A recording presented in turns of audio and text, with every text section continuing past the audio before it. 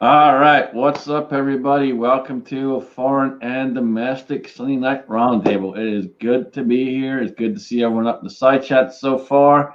And before we get started, I'm going to throw it over to Alan to get started off right. Oh man, it's great to be back this week. Last week was not really all that good for me. Um, to begin with, though, if I could call out Kingpin, could you give us the Pledge of Allegiance, please, sir? Yes, sir.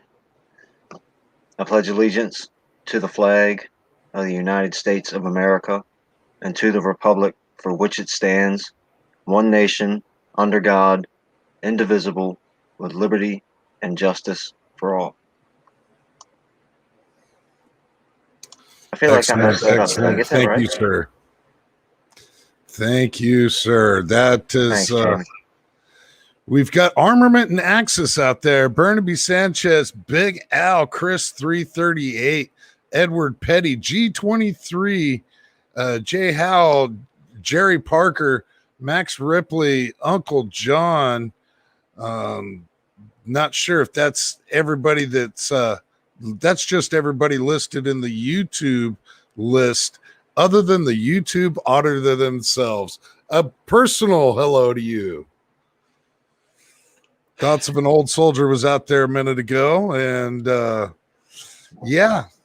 getting started off. Got a full room and ready to rock and roll. Awesome. Good deal. Before we start going through the room, I would like to recognize that it is the D-Day. And for all of those out there that have served, paid the ultimate price, and for those that still serve, we salute you, we appreciate you, and we thank you. And for those that stormed the beaches, we wouldn't be here if it wasn't for you. So major appreciation from everyone. With that being said, Jamie, how you doing, brother? Doing pretty well, man. Thanks for having me. Thanks for sending me the link. And you guys on the panel, you guys in the side chat, remember what happened 77 years ago today. And made a big change in the way we live our lives right now. So most of those are gone on now. So, but I'm very appreciative. Thanks for having me again. Absolutely. Daniel? Hey, hi. Thanks for having me on again. And everybody in the side chat, hello. I can't read the side chat because I'm on the phone. But it's Jamie, Alan, and Kingpin. Nice seeing you guys again. Last Friday, Jason, this one guy down there from church, but that's a long story. I'll tell you that later. But hey, I'm going to shut up now. Thank you. Kingpin, how you doing, brother? Doing well. Thanks for having me. Good to see everybody tonight. I'm going to drop a link real quick to Jamie's last video. Please go watch that and keep James's family in your mind and in your hearts. Awesome. Yeah, absolutely. Please go watch that video. And it's a horrible situation, that's for sure. Absolutely horrible situation. And I couldn't imagine it myself. So yeah, if you know him personally, go over and let him know you're thinking of him, praying for him. Matt, how are you doing, man? I'm doing okay. It was nice to be on YouTube this week because I am currently serving a 7-day ban for a strike I got. I think I'm off that ban on Wednesday this upcoming week. Went out and did some videos today, or at least what I could. And other than that, I guess things are all right. All right, good deal. Appreciate you being here. So we got some different things to talk about, and we were having a good discussion before we started the stream, but we'll get to that here in just a minute. So for most of you, you probably saw this already or heard of it, but California, a judge ruled the assault weapons ban and overturned it. So Judge Roger T. Benitez went ahead and overturned it. So it's going to be interesting to see what happens going in California now with that. It's not the first time we've seen this, though. We've seen things like the magazine ban overturned. That didn't last very long. So what are your thoughts on that? What do you think is going to happen? I think it's going to get overturned just like the magazine. I get personally, I've been watching these videos for 2 days now. All these channels saying California assault weapon ban, reversed. It was just awesome for about 5 seconds. And I don't want to be the downer about it, but it doesn't matter. We know that it's going to get reversed, just like the magazine, just like the whole magazine thing did, a year or two ago. There's a thing that we do in the gun community where we celebrate these things that are not really victories, and we make huge deals out of them. And then in a month, we're going to be like, well, that sucks, Yeah, we celebrate before the victory is actually complete. You knew it was going to get reversed. There was a 30-day stay on it to begin with. And this guy obviously isn't top of the food chain. Otherwise, the magazine ban, the whole magazine limit ban would have, stayed back when he did it a year or two ago. It's just, Burnaby says it's a positive trend. It's a guy. I don't like the whole. And until it's almost sensationalism. It's almost sensationalism. It's borderline sensationalism. It's making it more than it is before it is. And the problem is until the Supreme Court steps up and does its job, it's not going to ever happen. Yeah, but they're not. The Supreme Court's not on our side, just in case anybody was sleeping for the past ever. Yeah, they're not on our side by any means. Nobody wants to hear it, but you're going to hear it from me anyway. What's going to change it? Shall not comply. And don't be a wimp about it. Yes. And just stand here on the internet and scream, I shall not comply, until they tell you to comply. And you say, yes, sir. Shall not comply, shall not comply. Push back. If you think you need a license to carry your gun, you got a problem. I am not a law-abiding citizen. I'm an American. Right on. And again, I get it. I get the statement. I always say it's things people say, but law-abiding citizens mean tomorrow when they ban the AR, you're going to give it up. And again, with the whole assault weapon ban, it is awesome, but we celebrate these things as if they're wins when they are not. They're and like you said, there's too many channels out there that hype this up before it's even gone anywhere. It hasn't gone anywhere yet. I mean, how many times has one of 100 other things, right? That between suppressors, coming off the NFA, national reciprocity, this, that, and the other thing on both state and national levels that got passed through committee or even passed through one of the two houses. But we knew good and damn well it wasn't going to get past the next house, or it wasn't going to get past the first house once it went through committee, or like in Pennsylvania's case where constitutional carry passed, but good and damn well the governor is going to veto it. It's celebrating your birthday a week ahead of time. And wondering why nobody showed up to the party. It basically is. And again, unless the Supreme Court does something, which again, to Kingpin's point, they're not on our side. And if you think any politician is, you got a problem, because this is probably going to piss a lot of folks off, but politicians are not on your side. Politicians are in it for themselves. That's why there's lobbyists. That's why there's all these different things that happen and continue to happen. And that swamp is never going to be drained. As long as we have lobbyists, as long as we have all these different companies jumping in and funding money into it, it's not going to change. Well, here's what we're up against. We are up against people that believe the answer to all the problems is to get rid of the police, close all the jails, and take the guns away from all the people. What a world of chaos. What a crap sandwich they're trying to get us into. That's what we're up against. So I had to walk away for a second, and I can only imagine what Daniel meant by crap sandwich. But I want to say that I was honestly expecting, when you sent that email to get on here, Scotsman, and one of the topics was the California assault weapon ban. I said, I'm going to last about 5 minutes before I get booed off of here. No, but see, that's the thing though, with here, and for everyone out there, if you guys want to be on one of these streams, please just let me know and we'll get you on here. It's an open forum and people can come here and say what they want to say. They can get their opinion out. That's the whole point of it. This is for you. It's not for me. It's not for Alan. We do this for you guys. We have a lot of fun with it. We have a lot of fun interacting with everyone out there.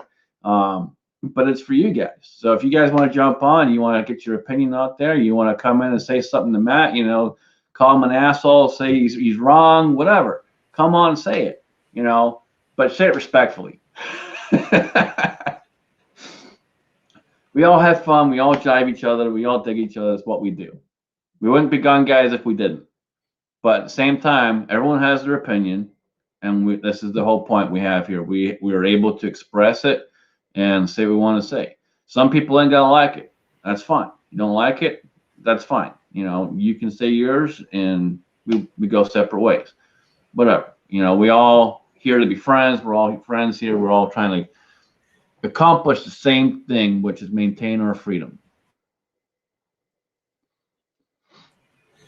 So I've been speaking of, again, I walked away for a minute, so if it's a subject change, I apologize. Kingpin was talking about the, do not comply, and I was, said the whole, American, not law-abiding citizen. So Arizona recently passed the, sanctuary state stuff.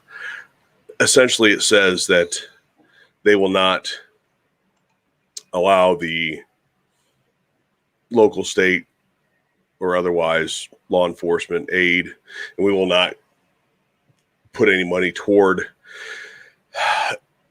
the enforcement of any federal firearms laws that go against Arizona state gun laws, which is the key to that, to the sanctuary state thing for Arizona, is that it has to go against state gun laws, which I think is a problem to begin with.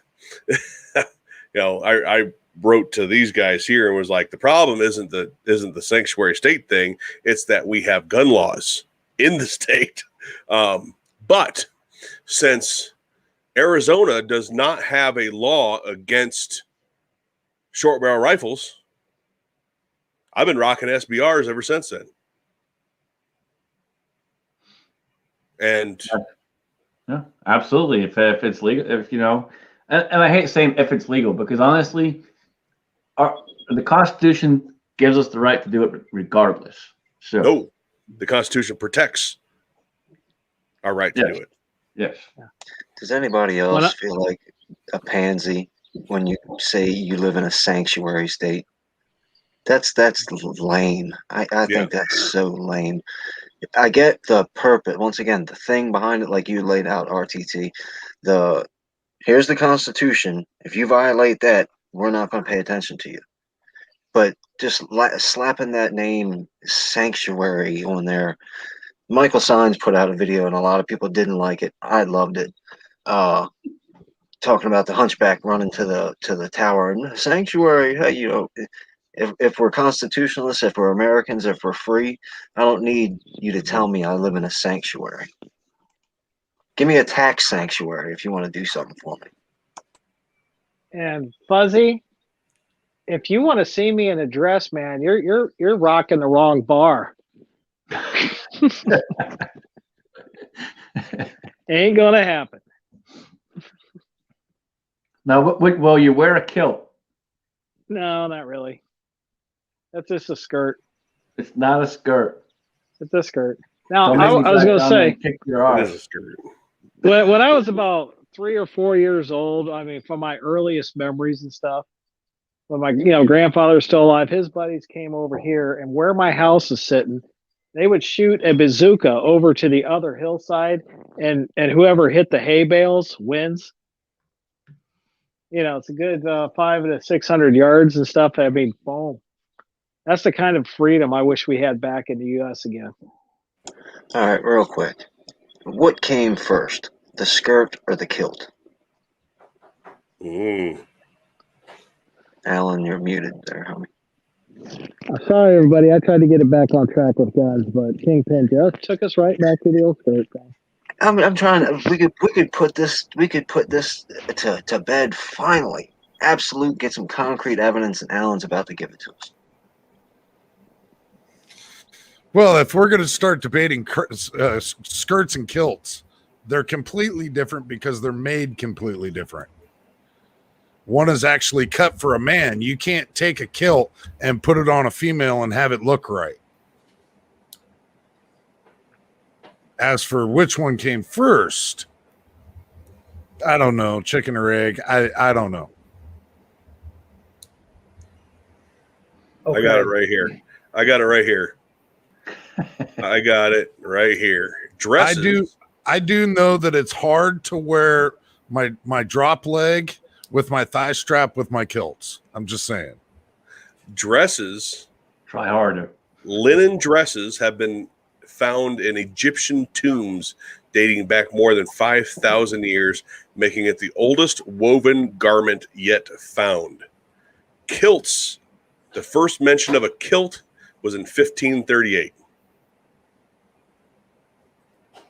So that would be way before miniskirts came out in the 60s, right? All right, here's the thing, man. It's real simple. It's a kilt. It's not a skirt. Period. If you're not comfortable enough with yourself to wear one, that's your own issue. Alan's comfortable enough to wear one. I got no problem wearing one. CB has no problem wearing one. Apparently, Daniel's not comfortable enough wearing one. That's his All issue. right. Okay, since you feel that way, next time you're down here, wear the kilt. Get both your right and left leg drop leg holsters, and we'll make a Laura Croft video with the Scotsman. I don't have drop leg holsters. But Do you have I body armor? can. I don't care. I'll wear it. I mean, it's hot enough now. I don't care. I used to go to this metal concert. It was a 3 or 4 day metal concert called Woodshock, and it was in or just outside of Bucyrus, Ohio. And there was one of the largest black dudes I'd ever seen go in every year.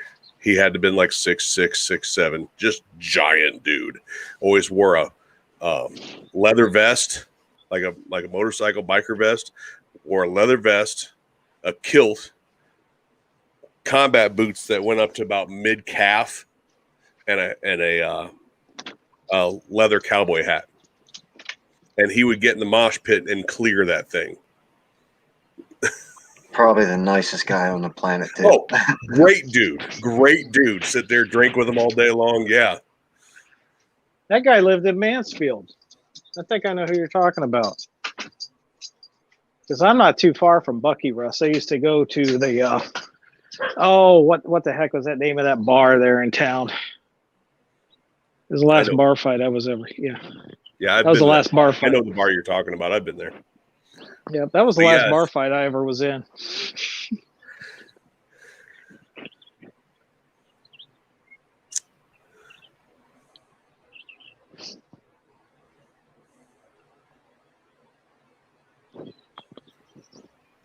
All right, so we had one other link I threw out there just for shits and giggles.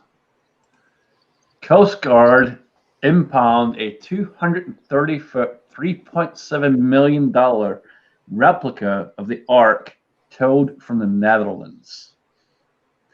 And the links to these different ones are down below. So if you guys want to click on them, you can check them out and read them as well. But I just thought this was kind of interesting. What are they impounding for? Does not have paperwork to be and has not been proven seaworthy. So it made it clear across the ocean. Okay. I think it's seaworthy. Oh, did it, or was it towed? It was across? towed. It Yes. said it was towed. Yeah, replica ark towed from the Netherlands. It wasn't. Yeah, it was on a tugboat. It appears that it's on a barge and being pulled by 2 tugboats. Oh, it was on a barge. Yeah. So what? How could they impound it if it wasn't actually sailing? It was on a barge. Well, It's if you remember, Daniel, Noah's Ark was never meant to be navigated. right. It was just floating because everything was underwater. Right. Didn't have to make any turns or anything like that. So,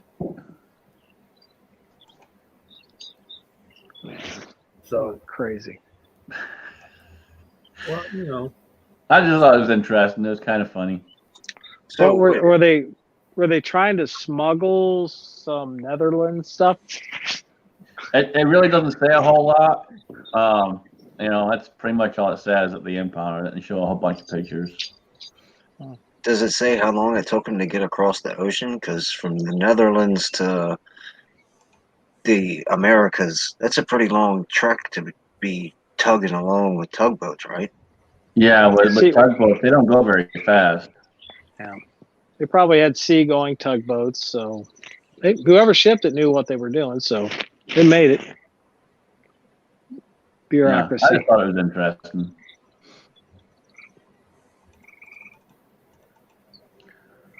I mean, it looks good. Well, I mean, what is it? The Panama Canal, all the locks and all that stuff were made in Europe, and they brought all those things over here. So I mean, I guess hauling a boat wouldn't be that hard. Well, and in all actuality, if you look at the photos really well, it doesn't look like it looks like the ark that they built was already built on a on a pontoon. It doesn't look like it's just freestanding in the water. It looks like they built this replica on a pontoon. That's cool. It's absolutely cool. Although I don't believe the original ark had glass windows. I could be wrong. Jamie, do you know? I mean, you were on it. it did not. But I can't verify that is those windows are glass and not just openings. And, yeah, it looks like there's no glass in those. I don't know, guys. Water into wine, sand into glass. I mean, it's not really far apart. Right.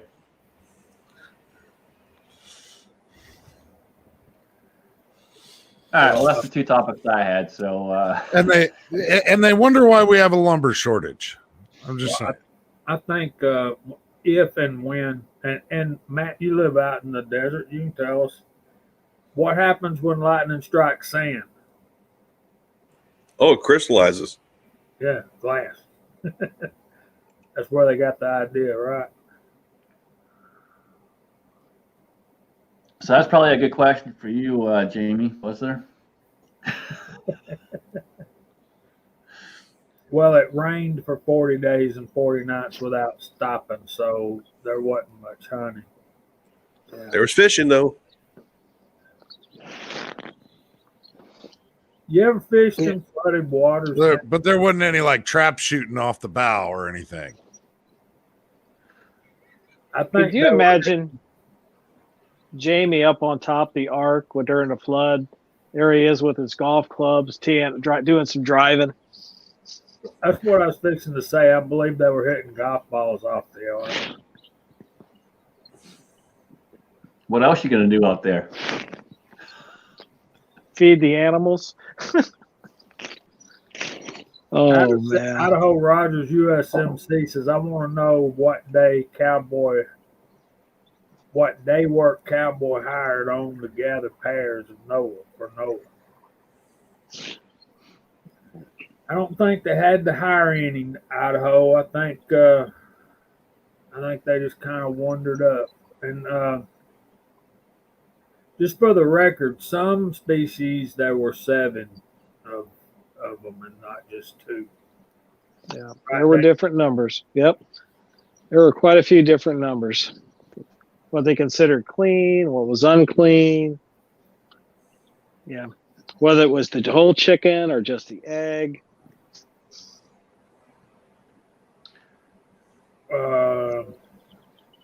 Thorzak's, it cost them, what was it? $3.7 million. Oh,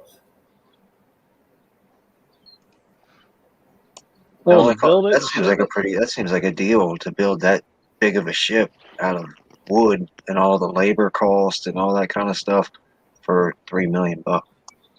Well, they probably had it almost completed before before timber started going up. Well, even when timber's cheap, the thing is, I mean, that's a lot of wood. That's more than all of our houses put together. Just think, they had to form all that wood and the planks. They had to make that by hand with hand tools. They didn't even have saws.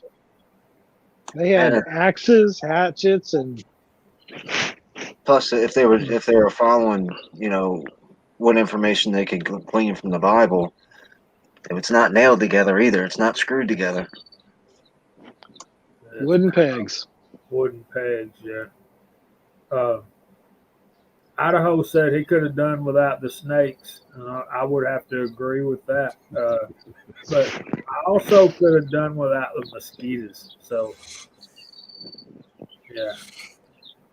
Armament and action. What is a cubit? What's a cubit? A cubit is from the arc of your elbow to the point of your finger. I thought it was a little orange guy that bounced block to block to block to block. Oh, no, I'm sorry. That was Cubert.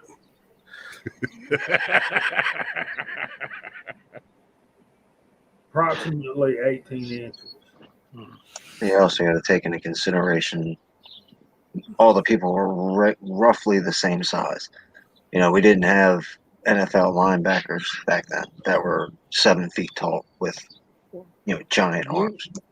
Now you actually had guys that were bigger than that. They were called one reason why they had the flood is called the was because of the Nephilim. I don't believe that the Nephilim were giants. I don't think that that's what the Bible says. Yeah, they were giants. I know. I mean, obviously it's something that we could get into a discussion and take hours and hours to talk about. But when you study out what the Nephilim is, it doesn't mean that they were gigantic, huge race of people. Because you'd have to start at the very beginning. You'd have to assume. It says, what's it say? The sons of man got with the daughters of God, or the daughters of man got. I can't remember the exact. You'd have to take into consideration that angelic beings were procreating with human beings.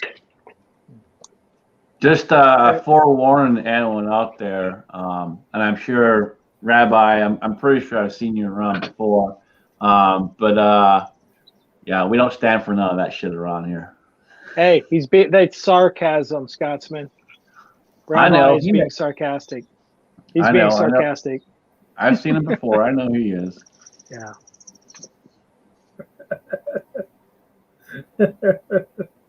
Idaho. Cicada bugs could have drowned as well.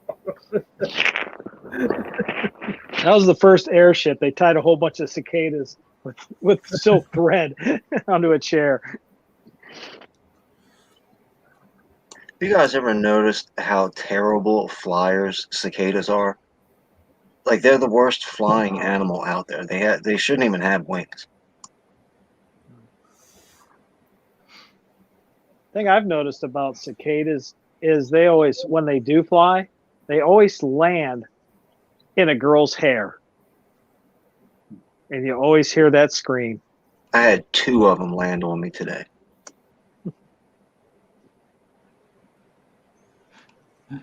Not by any means of the matter, man. He's got a good beard. That's all good. I got no issues with other people that have good beards.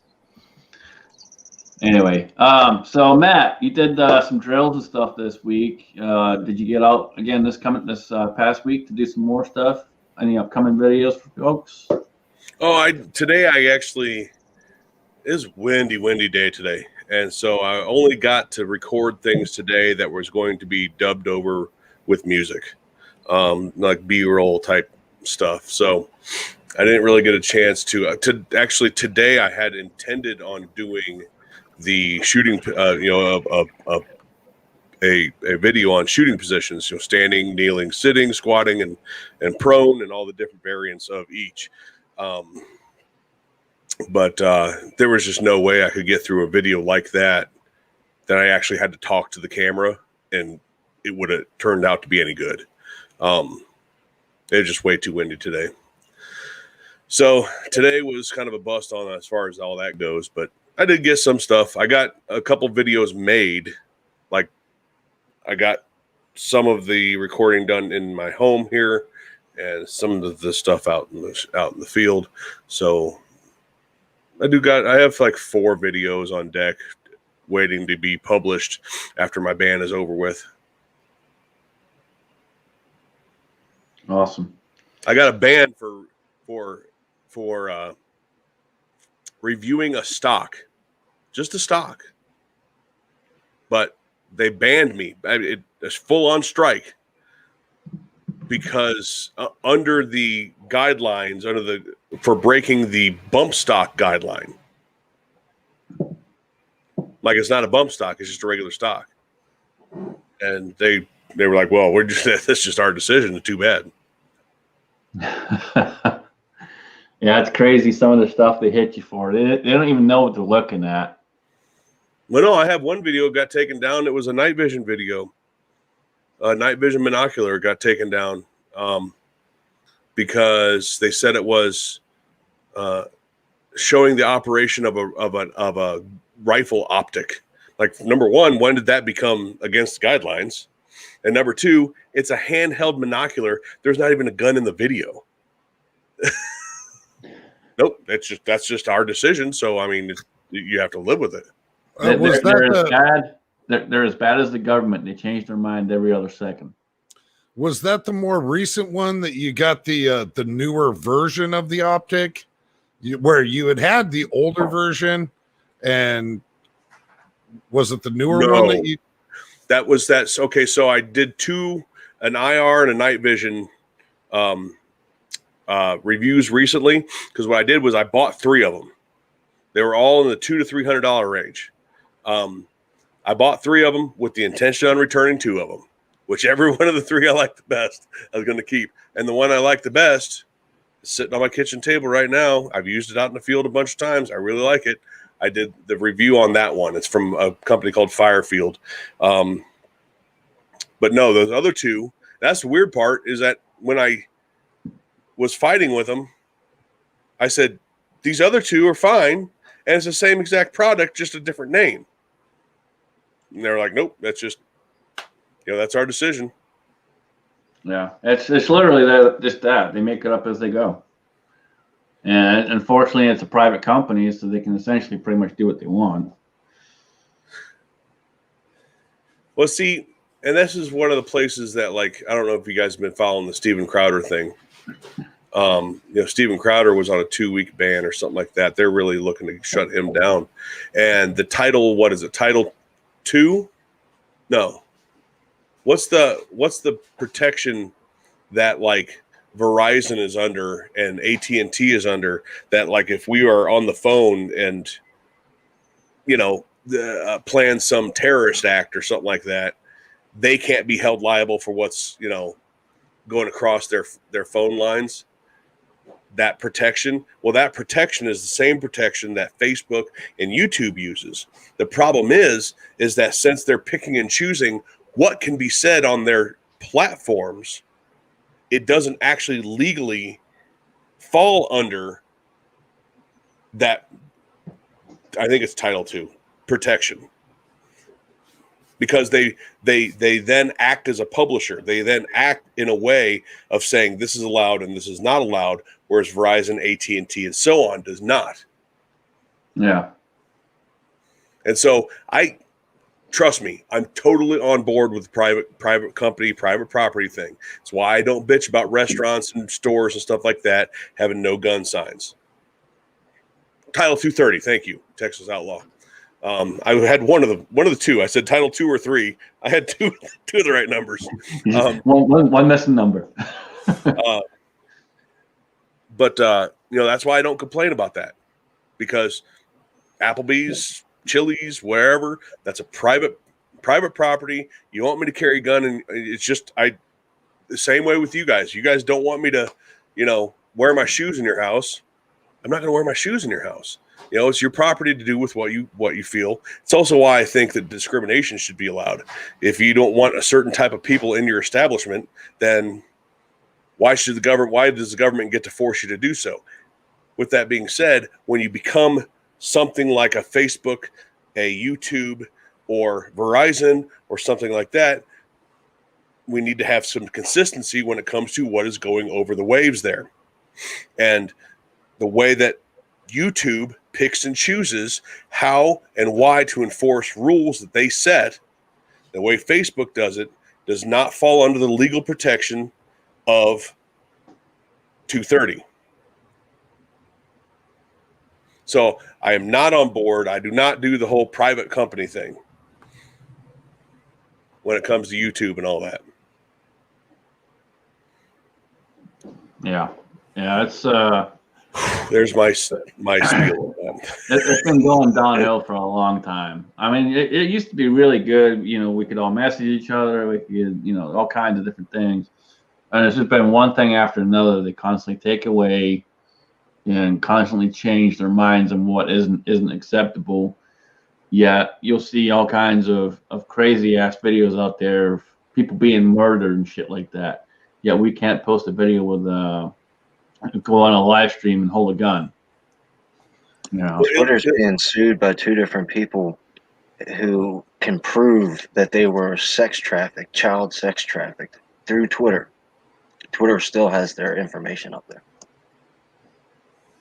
Yeah, and illegal acts are illegal acts. Like if I send an illegal photo or video over Gmail, right? My internet provider can't be held liable for that. But it's still illegal, and if I get caught doing it and you get caught receiving it, we still go to jail. So I mean, the illegal acts part, that I don't think plays a role in this, in what I'm talking about.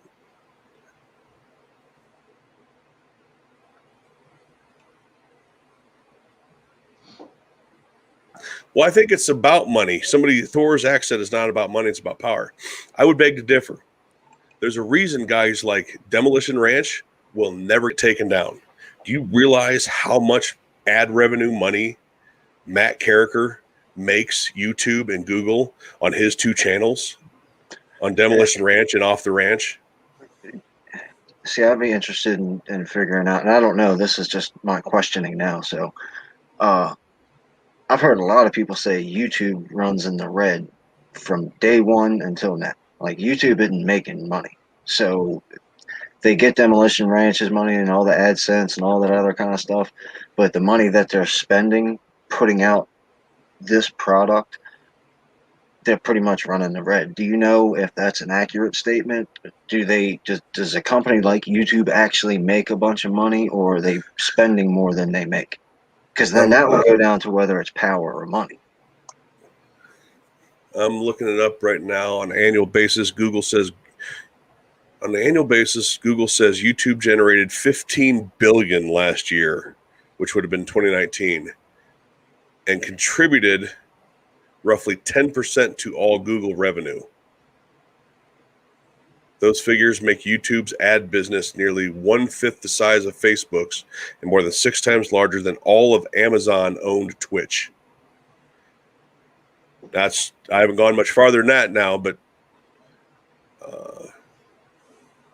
that doesn't sound like the red to me. Just based on that. That's The Verge. TheVerge.com. Matter of fact, I will. Yeah. I mean, I don't know. That's why I'd take any answer. I mean, it's a good place to start anyway. I'll put that out in the chat room right now. I mean, I've heard people say, YouTube is the most. They make so much money. Oh, they're so rich. And then I've heard this. The next conversation be YouTube spends more than they could even make. So I just didn't know.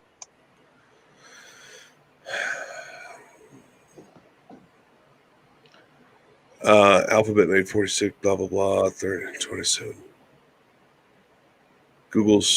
That's Google itself, not YouTube. Yeah, still to this day, Google will tell you, in the grand scheme of things, YouTube is a money pit. Because as it continues to grow, they still got to continue to advance all their servers, everything else. It costs so much money to just keep the platform operating because it's constantly growing. The amount of videos that are downloaded to YouTube or uploaded to YouTube by the minute is insane. So how they're, with them just going after certain groups of areas that they don't want people to have any kind of visual vision in, just gun channels as an example. Yeah, because it's such a massive pool, but they're not making that much money off of it. Google makes the majority off of any profit that's made, and they have to invest more and more and more into YouTube on a regular basis. So my personal opinion is no. YouTube still, when it started out, it was a losing venture. It kept being a losing venture, but Google saw a purpose for it. And they're able to support it. Here's another one. That's a really interesting point you're making there, because essentially it's a form of media, and it's another way they can control the message that's being put out there. Precisely. It's another media that they can control. They're completely allowed to control it because it's a private business. And so they can say what is going to be on the platform, what's not going to be on the platform, what we're going to allow, what we're not going to allow, what we're going to give you money for, what we're not going to get you money for. So to a certain extent, I agree with Matt in that, channels that Matt Carricker is putting out, they're making a lot of money for YouTube. But he also has to be very, very cautious in what he does. Would YouTube ding any of us smaller channels for the same exact thing? Abso-fucking-lutely they would. Absolutely. He's not untouchable. He's just a big revenue for him, so they're not touching him. So I am on slate.com, blah, blah, blah. According to a recent report by analysis at financial service company Credit, I don't know how to say that word, Google will lose $470 million on the video sharing site this year alone.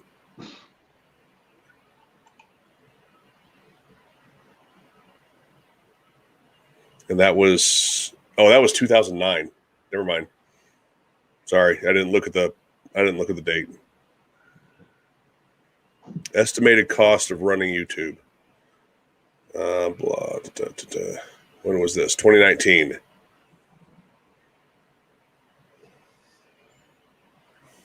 Looking for numbers. Yeah, and you could swim in that sea for years trying to find the solid actual numbers.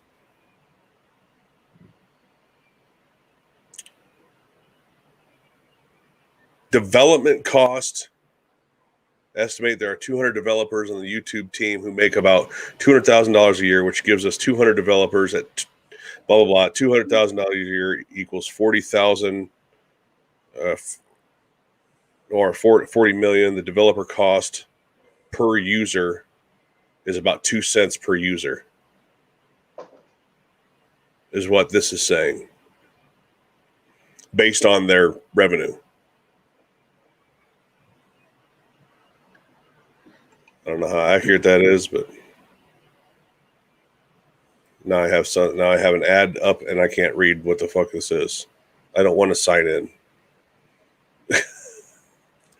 Anyway, all good questions. Okay.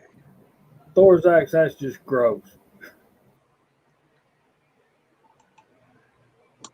Yeah, of course. I mean, that, of course we're here using it because it's an excellent platform. I mean, YouTube is, when you look at what YouTube is, it's phenomenal. There's when you type in YouTube in your search engine and you look at 4 billion results that comes up, like Alan was just talking about, how many millions and millions and millions of videos just got uploaded and they don't crash every 5 minutes. Of course. But so I can have one thing, I can like the platform and what it is and dislike the people and the way they run it at the same time. Absolutely. Well said. And the biggest problem, like Matt already said, about having a problem with the way they run it is they look at the camera and give Susan Wojcicki a free speech award while she's deleting Steven Crowder and Donald Trump and all these other channels. And so if you want me off your thing because you don't like me, just say, hey, we don't like you, get out of here. And I'll say, okay. But don't tell me that I'm welcome here and tell me that it's free and it's fair and it's equal, and then you delete my comments every time I put one up. Yeah, I mean, there's a lot of things. I love this country. I hate how it's run. It doesn't mean I'm moving. Exactly, and that's a great point. I mean, seriously, think about it right now. How the government is running right now is absolute fucking disgrace. And that's the best way I can put it without getting more profanity going out there. And I'm not going to try and make Jamie's ears bleed. So it's basically it's an absolute fucking disgrace. And it's a really good comparison if you think about it, and just like Matt said, he loves the country but hates how it's being ran. It's nothing short of a fucking disgrace. Speaking of this country, everybody like my new flag?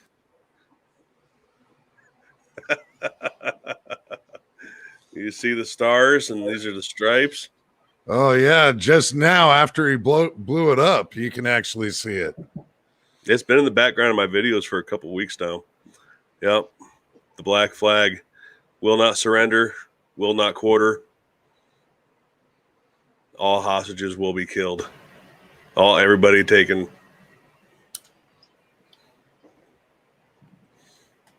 They flew this flag. Of course, not this exact flag because there wasn't 50 states then, but they flew the black flag back in, I believe it was the Civil War at one time. And that's what it meant. Will not quarter. Any soldiers taken will be killed.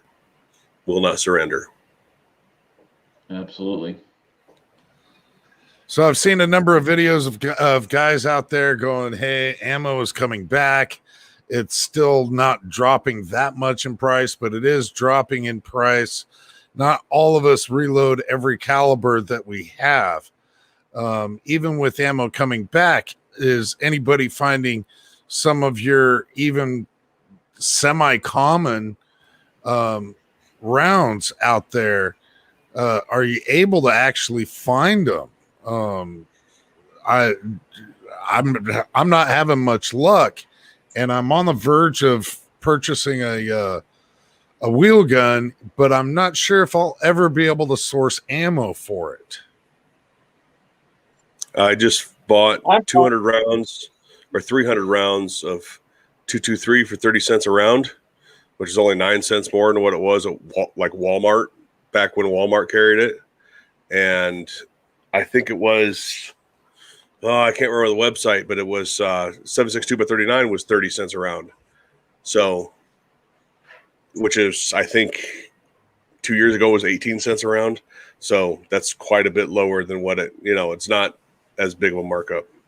Yeah, one of my local stores had 20 round Winchester 223 at $32 a box.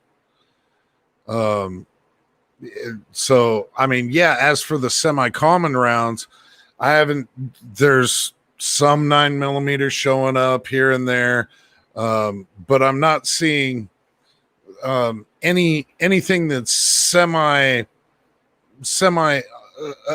obscured at all. With 44 mag, 357, 454, even 500 Smith and Wesson. Some of the just miscellaneous calibers. If anybody's seeing any of those start coming back yet.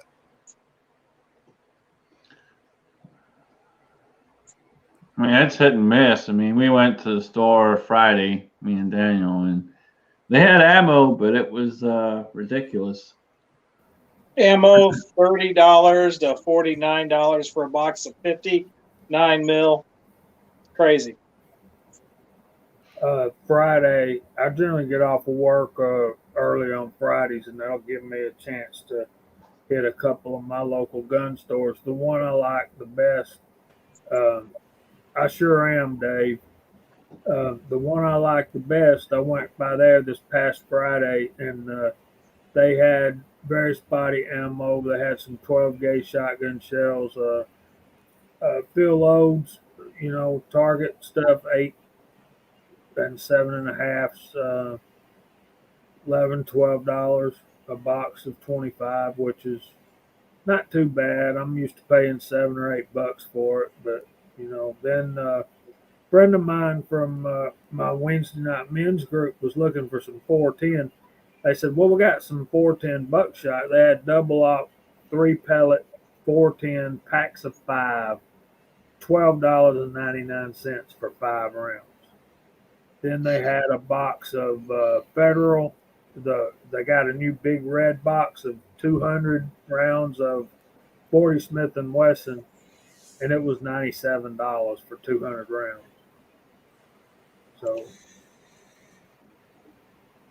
So I'm looking at Southern Munitions right now. They have 2 cases left at $410 for 9mm, which 40 cents a round is not good, but it's not the 60 to 70 cents a round it was just a couple months ago.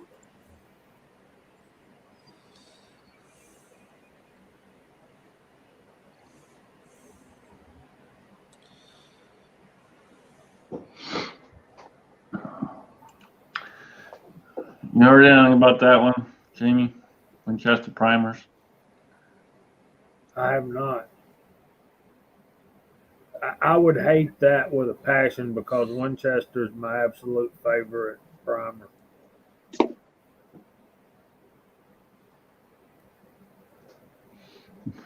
Yeah, Kyle, that's pretty much what I'm thinking I'm going to end up having to do. It's even sourcing brass right now that just isn't flying very well.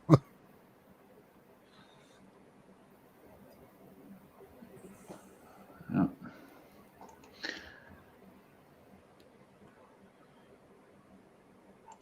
No, and that's one thing. I still haven't seen primers bounce back at all in my area. Well, you see, we and Daniel saw them at the store the other day, but they're $11 for 100. Yeah, $11, 100, but they bumped it up. You can buy up to 500 now. I got a feeling that's going to be the new thing. I think, especially with this weapons ban thing being overturned in California, that I think they're seeing the writing on the wall that to ban these weapons, they're going to have to violate the Constitution. So what they're going to do is price us out of shooting and training by raising the prices on ammo and components to the point where we might get to go out once or twice a year instead of once or twice a week. So Clever makes a good point, and I know this because obviously I spent a lot of time in the industry, but depending on the distributor you get it from, yes, their cost can be higher, and yes, in turn, the price would be higher for the end user at that time. You'll see that more in smaller shops. You're not going to see it as much in the larger chain stores, but you'll see it in the smaller shops for sure. I've heard from some people that live up in Canada, their ammo and components for reloading, they're still a whole lot lower than ours. A lot lower. So, has anybody else seen anything or talked to anybody about that? We'll have to ask Hobby's Hobo about that. He's the one that one of the guys that we see regular on our chats that reloads and casts in Canada.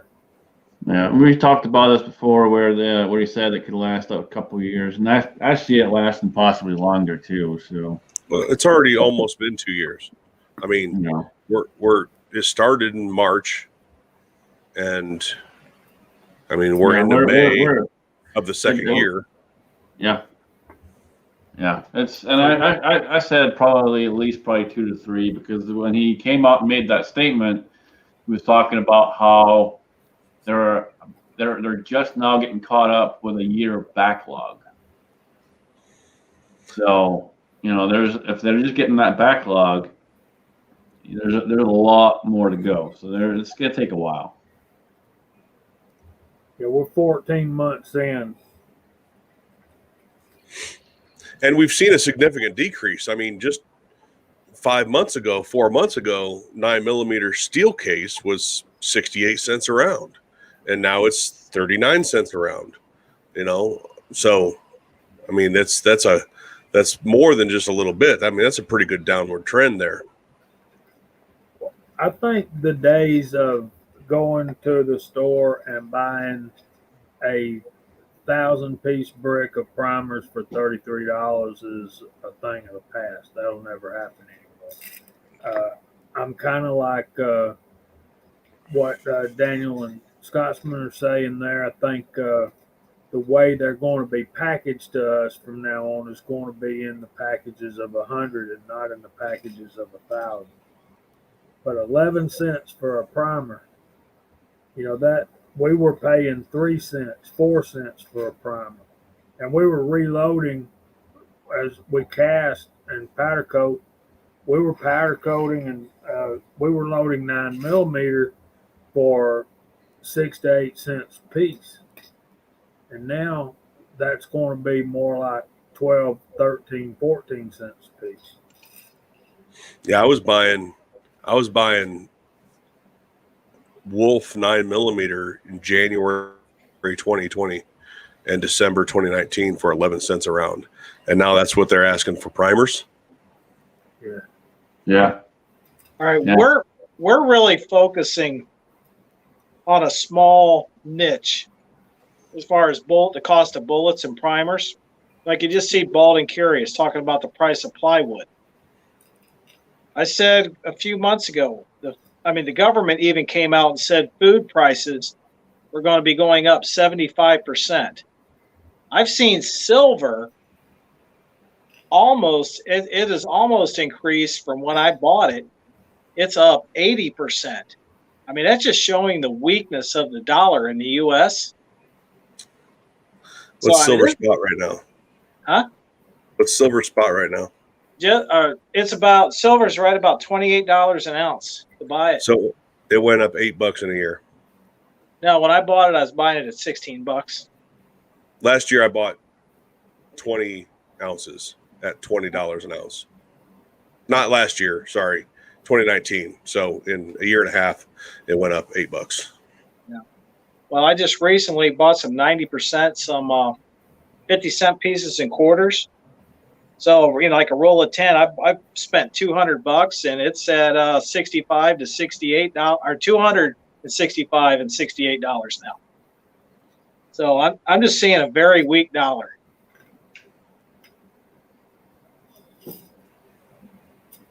I also made This week I made $8 on Bitcoin.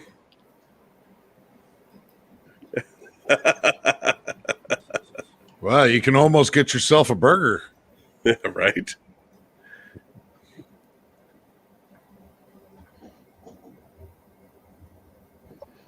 So, hey, Scotsman, have you heard anything else new about the whole Alaska pipeline? No. So I don't know if you guys have heard anything or not, but I did see a thing out there earlier in the week that Biden was not going to renew the contract for the Alaska pipeline. No, he wants us to buy it overseas, so it's more expensive. Yeah, he granted it to Russia. Yeah. Yeah, no Alaska pipeline. Shut down the pipeline here. I mean, give no aid to the whole shortage on the East Coast. But, hey, Russia, we'll buy it off of you.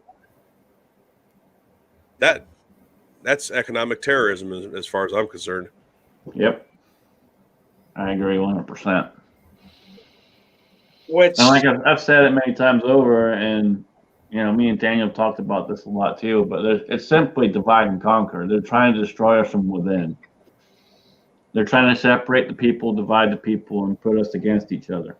Or is the long-term goal use up the rest of the world's supply so that we are the only ones that have a supply? no. They're out to crash our economy. That's all I can see. Our dollar's just going to keep on getting withered away. We're to go out and buy a Happy Meal at McDonald's is going to cost you $40. That's where we're going.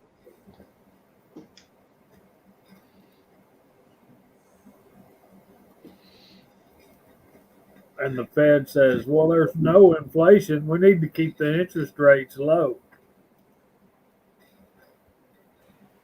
I got a company asking to buy my house right now. I paid $160,000 for this house.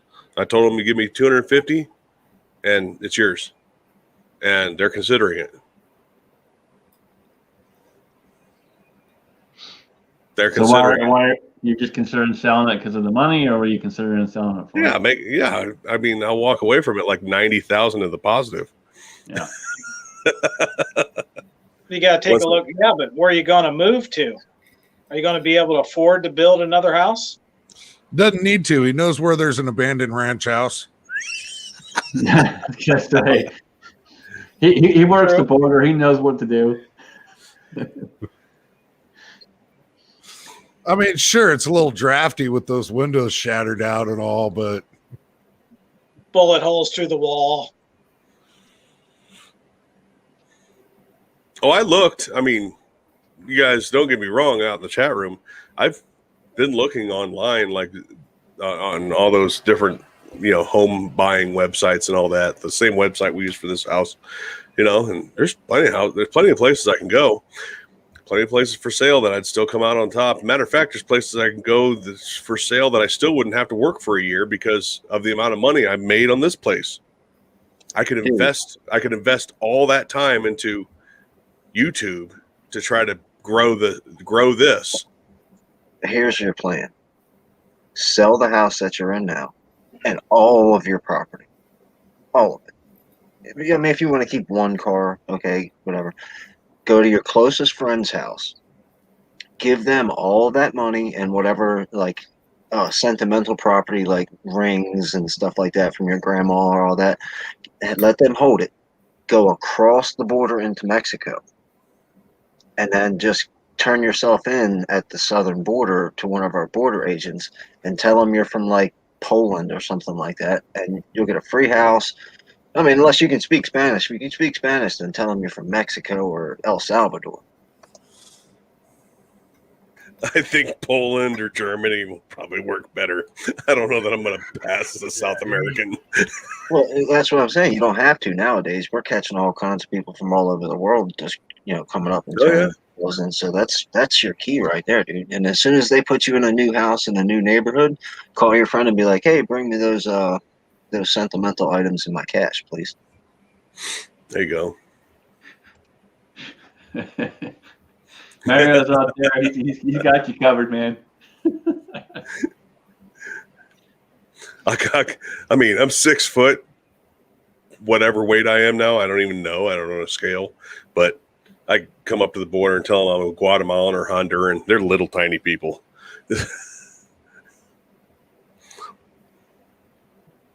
But see, you've also got the added benefit of really, really, really stupid people are in charge. So if you could tell them that you're a pygmy from Australia and you flew on a bird all the way over here, and they'll be like, all right, sir, here, let's give you a house. Absolutely. He was one of Santa's elves that got kicked out of the Union for being a little too tall. Just remember, you can identify as whatever you want. Oh, so I filled out a survey earlier. I don't know how I got picked for this. I can't. Let me know if you guys got the same survey from email or from YouTube. Did you? I did. Okay. I know where you're going. I filled out that survey right at the very beginning. What do you identify as? Male, female, non-binary, and I think, or other was the options. Yeah, and that's what the entire survey was about. Is your channel a LBDGQ FLMA approved happy channel? That's what the entire survey was about, was to find out how much of a demographic they can draw off of. I'm glad I deleted it. I let them have it. I let them have it because at the end of it, it says, there's a open type box, what for feedback. Yeah. I went in. I mean, I didn't write book reports this lengthy when I was in high school. I mean, I let them have it about inconsistent, enforcement of the rules, not understanding their own rules, that because they ask about mental health. They say they at least in my one, they asked about is the being on YouTube, does it hurt or help your mental health, thing like that? And I was like, hurt, because if you think about it, if you really think about what they think hurting mental health is, not what you and I think hurting mental health is, but what they think hurting mental health is, it's accurate. When you sit there and go, I try to do the best I can. I do everything that within the guidelines that you guys put forward, and yet a night vision handheld optica, somehow or another, a gun part, and you take a video down. Absolutely. You have made this a nightmare for me, Well, YouTube. Okay. So it was between that video, then the video that gave you the strike is when you gave turned the survey in? The survey was probably 20 minutes before I got the invite for this. Today. In fact, it was so recent to that point, my phone buzzed and I thought, well, that's YouTube saying, thank you for filling out the survey. Here's the results or something like that. That was my first thought. No, we don't like you. Strike. No, I received that survey about a week ago. So that is one survey that's going around right now.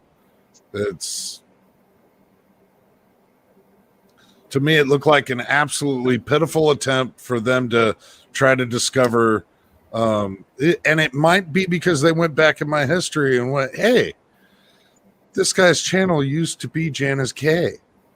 I don't know. Now that's an excellent point. So, Alan, if you don't mind telling us, or Jan, if you don't mind telling us, how did your channel identify? It currently identifies as dead in the water.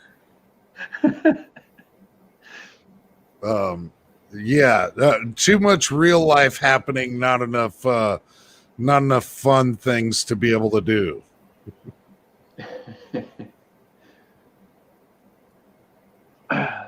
So you think you need to bring back? You need to do a Jan video. Bring back Jan for a minute to spice things up.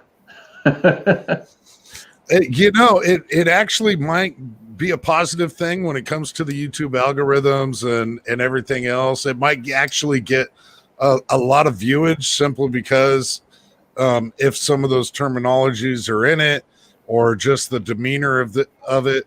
But I have said in the past that if I ever hit 1,000 subscribers on this channel, I would introduce everybody to Jan.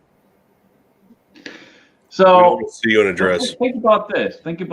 Mr. Holster used to do this all the time. He used to come back out. You see his cousin. You see cousin Jimmy. I think it's time we see Jan. We haven't seen Jan in a long time. It might be good for you.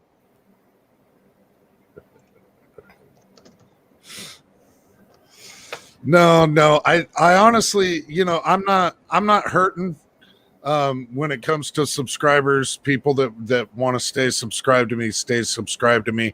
I don't necessarily need the subscribers that were joining my channel. Once the name got changed, I think they were subscribing strictly because of the name. And some of their names were quite magnificent all in themselves, we'll say. I'm not saying change your name, but just, bring back a video or two.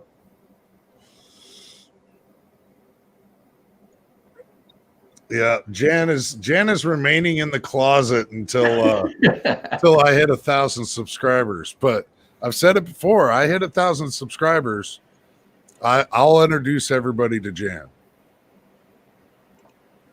How many you got now? Yeah, how many you got now? I don't know, 8 something. Yeah, but the conspiracy is Scotsman, Daniel, and Josh Benware are watching your sub count, and every time you gain 3, they unsub.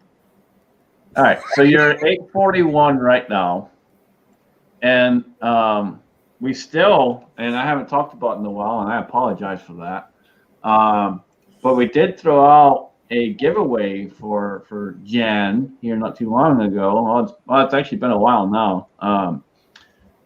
But if you're out there and you're not subbed to Alan, go sub him right now. But I actually had an idea here not too long ago that I think will really help. And we'll get that going here shortly. But I got to finish up these other ones I'm doing. And then I'm going to take a little bit of a breather, and then we're going to do that. And we're going to blow your channel up, man. But you got to make videos. I wasn't subbed. I just subbed Alan's channel. And that's the other thing. Double check. Click that link. Double check. If you're not, go ahead and hit him up. I'm gonna have to go see if I still. And he doesn't post he doesn't post videos too often, so it's not going to blow up your feed. I haven't actually posted a produced video in quite some time. 9 months. Yeah, it has definitely been a minute. I know, Bald. In order to gain the subscribers, you got to turn out regular content. And like I said, just regular life has just made it to where it's been nearly impossible to turn out regular content. Yeah, that's understandable. I mean, it's tough. It's definitely tough to get the balance going. I'm doing it 3 days a week now, and that's about as much as I can handle. Three videos a week. Tuesday, Thursday, and Sunday. Yeah, there's a bunch of folks out there that weren't subscribed. They're hitting you up right now, brother. I've noticed if I put 3 or more in, the sub count goes down. But if I post 1 video a week, it stays the same. If I put 2, it'll go up or down by 2. Then all of a sudden, it'll jump like 10 to 20. Yeah, but Daniel, my friend, it's got to be good content. It just can't be regular. Hey, if I could just, you see, hey, my stuff is what it is. There's a little bit for everybody. No, if you had a video of you in a chariot with your goats pulling it, you'd get subs. I Oh, mean, yeah. I know you're not in it for subs, but No. If I do something where have all these pygmy goats in it all the time, I'd have over 100,000 to 200,000 subs. Because Oh, I'm man. subbed to a guy when he started his channel. He was former military, worked with a dog, and he got this German Shepherd. And the last thing I seen, he was over 500,000 subs, and it's just about his dog and his neighbor's dog. Dude, if you had videos on there of baby pygmy goats being born, golly, can you imagine how many subscribers he'd have? How many views he'd get? The goats never cooperate. Because I mean, I've had my phone down there running and try to get hook up there and just go live when they're birthing, but then it's all of a sudden up. This one's turned around. I got to push it back in. I got to get the head down, or got to get the legs positioned out right and get them, and then pull the babies. One will come out easy. The next one will be all weird. So when you're just a one-man show trying to keep a mama goat and baby goats alive, the video one's the last thing on your mind.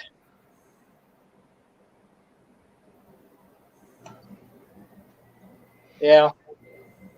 But I know it's like if I had a video the whole birthing when they were getting and just giving birth, that stuff would go crazy. Oh, yeah. Yeah, that would go viral all over the world. Especially now, what's that country? Kuwait? At the last goat show, there were got people from Kuwait. They were wanting to get between 30 to 50 pygmy goats, and because that's a big thing out there now. I mean, the people out there, they're all big money, so they were going to spend a couple $1,000s per pygmy goat. Anna wants to see you on your mower in a kilt with a goat on your lap and shooting. Now, I wouldn't want to traumatize my wife's goats because my wife packs a gun. they're Thank- therapy goats. Well, you, Yeah. you got to be careful too, Anna. Daniel might get excited. I don't think so. But I've done a lot of shooting off my mower. There's a video of it. Yes, there is. Look at Wes. They just dump them out and keep on grazing. Daniel needs a goat chariot.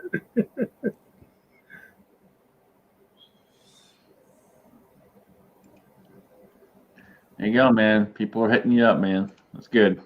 Yeah, it's the whole balance of making videos versus life and stuff like that. It can definitely be tough sometimes, especially if, with like in Alan's position where he's at. He got bumped up in work, and he's got a lot more responsibility. He's got the girlfriend and the kids, so he's got a lot going on. I'd love to do this full time. That would be, I don't know. How can you stand editing? When I was doing editing and stuff, I could sit there and before I knew it, 4 hours is gone. The long videos that I do, like the range day or adventure landing, the big 40-minute, 1 hour videos that I put out occasionally, those I edit for 4 or 5 hours. A regular shooting drill or review video, maybe an hour of editing. I spend as much time waiting for it to render and upload to YouTube as I do editing. Now Ghost Rider went and got his, I guess his first CZ 75. Yep, he's in the CZ club. He'll get rid of all his clocks here in a week or two. Welcome to the sickness. Start saving your money. You're going to be buying more. Oh, and then on the opposite side of it, Idaho went and bought a Glock. Dude, what's wrong with you? No. Congratulations. Hey, no. Don't listen to him, Idaho. Congratulations. Welcome to the family, my friend. Dave, while you're out on the road, just roll your window down and throw that sucker out at 70 fucking miles an hour. This is one Marine that didn't eat crayons. He bought himself a Glock. So He had a lot of crayons. RTT, have you come up with when you're going to be back in Ohio again? 1776 Robustas out there. Damn, haven't seen that guy in a long time. But Yeah, we're kind of a big thing. I don't know if you know about that, but we draw in all the little guys every now and then. 1770 says, "Good to see you, brother." Yeah, he's been another one that hasn't posted a whole lot lately, but again, just like he said, it's all about priorities. You got to kind of balance life and get that separation and get things equaled out that works for you. You know. So to answer Daniel's question, hopefully this fall, early fall, like the late spring, late September, maybe October. That's the best answer I got right now. Okay, so we got plenty of time if you find a time to escape the family. Well, that's not hard. My family there is in an old folks home, so I mean I can only be there so much. What Daniel's getting at is when you come up here, you can hang out with us and do some shooting. Yeah. But you guys are on the other side of the state. The side of the state I don't even like.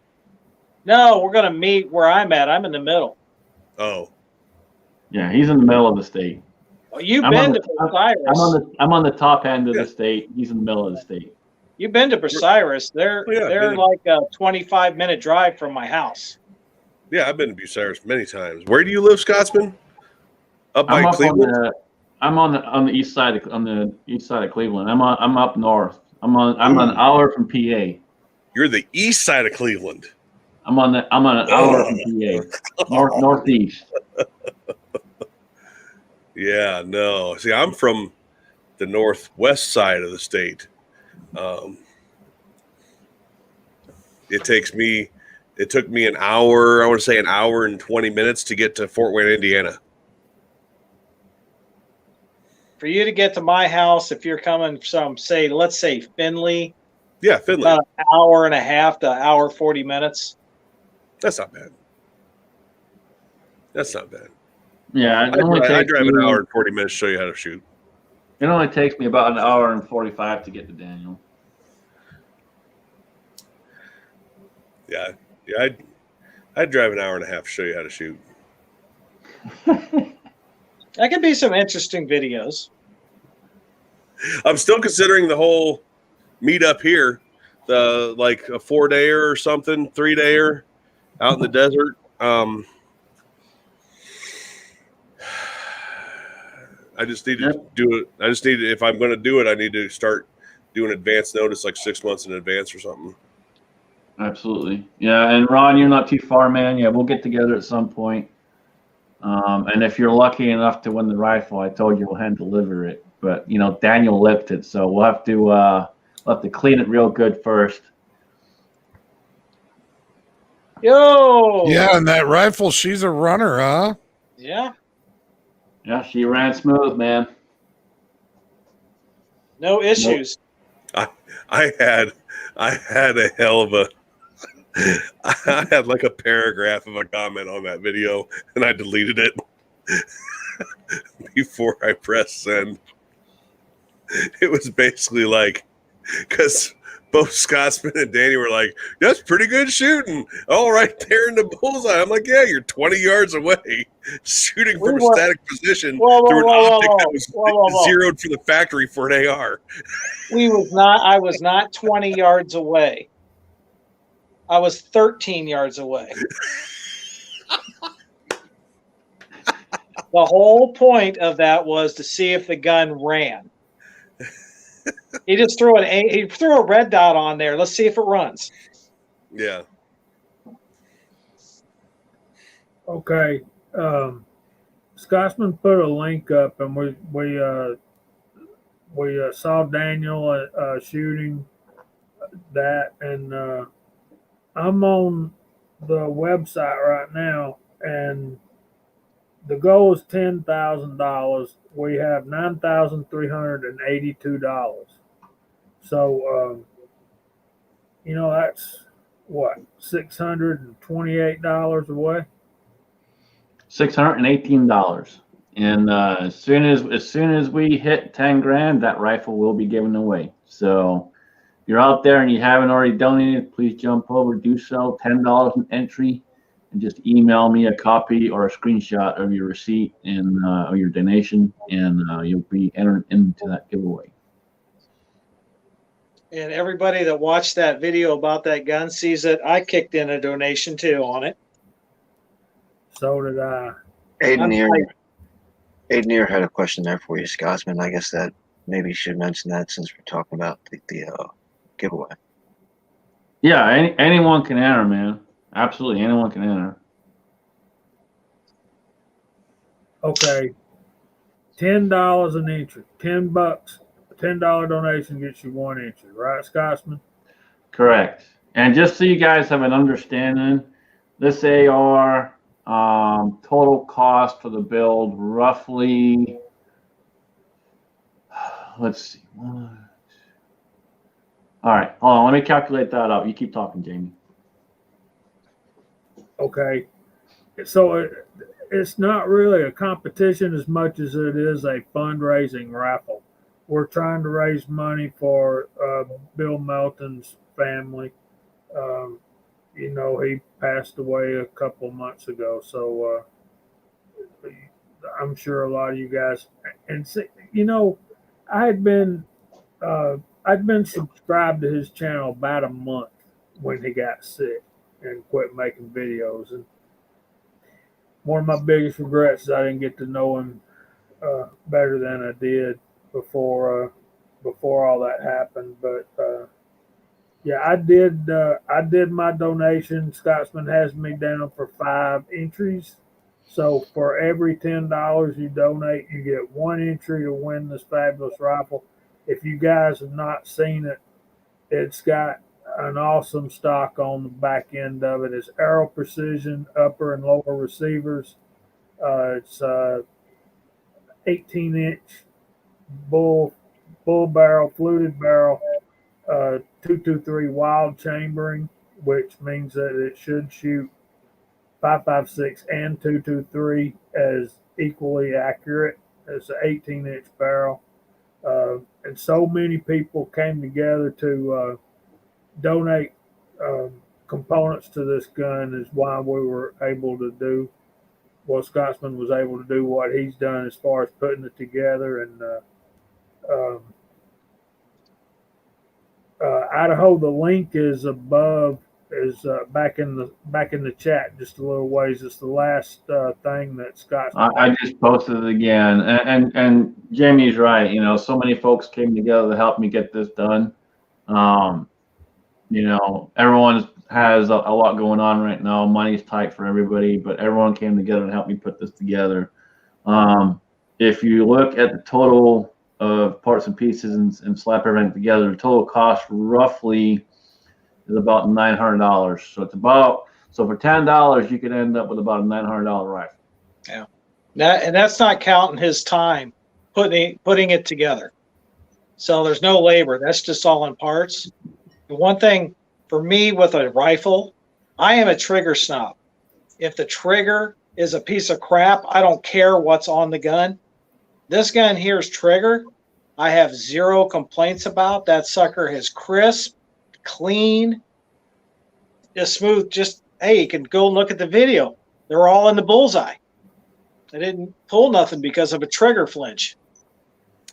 Scotsman, my question is it going to come with disinfectant wipes, being how Daniel touched it? So, and to answer this question, I'm also answering Bald's question, because Bald we're a little worried about Daniel's mitts all over it. Well, before I send it out, Daniel is going to clean the rifle if it's being sent to someone, or if I'm hand delivering it, Daniel will be cleaning the rifle before it goes anywhere. Look, what's up? I mean, we all know that you don't clean any gun. That's why you're cleaning it. Yeah. The last time Scotsman's guns got cleaned, like his pistols, he was here. I cleaned them. No, I cleaned them last week. I have not cleaned them since I got back from shooting with you Friday, but I did clean them last week. Hey, if I win, or should I say, when I win, y'all don't need to clean it. I can take care of that myself. Because I got this brand new J. Dewey cleaning rod right here that needs a workout. So, And if you live within, I'm gonna say if you live within 6 hours of me, I will hand deliver it. when I win, I'll meet you halfway, bro. How about that? Well, I gotta come see you anyway, so if you win, that's not an issue there. There you go. You just got 10 from me. Thank you. That's the winning 10, right? Like that's what we talked about earlier. We'll find out when we hit 10K. Almost there. Yep. I think you're cursed, Matt, because I mean you've got to give up the Glock to get that curse off of you. I just entered a contest. Very small. Hey, what are you doing? I just entered a contest on a pretty small channel. I think I have a pretty good chance of winning. He's giving away a Glock 19 Gen 3. I'm like, hell yeah. And you can get 3 extra. There's like an extra entry if you follow him on Facebook, if you follow him on Instagram, if you follow him on Twitter, and then, of course, if you're subscribed to him on YouTube. And if you make a video about it, you get 3 or 4 extra entries. And I'm like, I'm not making a video about that. Are you kidding me? That lowers my chances big time. Yeah, Battle Bean. I don't work for DoorDash, but I will if you're within 6 hours, I will hand deliver it. And even if you don't make videos, we'll make a video and all the good stuff. Thank you, Dave. Appreciate it, brother. Awesome. That's what I did out of Idaho. Just remember, make sure you guys send me an email with a copy of your receipt or a screenshot, and then that way I'll get you put in. Oh, I didn't do that. Shit. How do I do that? You can just copy it, or you can if you're on your computer. Yeah, I'm on my computer. Okay, so if you hit Shift, or I think it's Shift F11, that'll print your screen, and then you just go to make an email and paste it. Here's my, okay, save.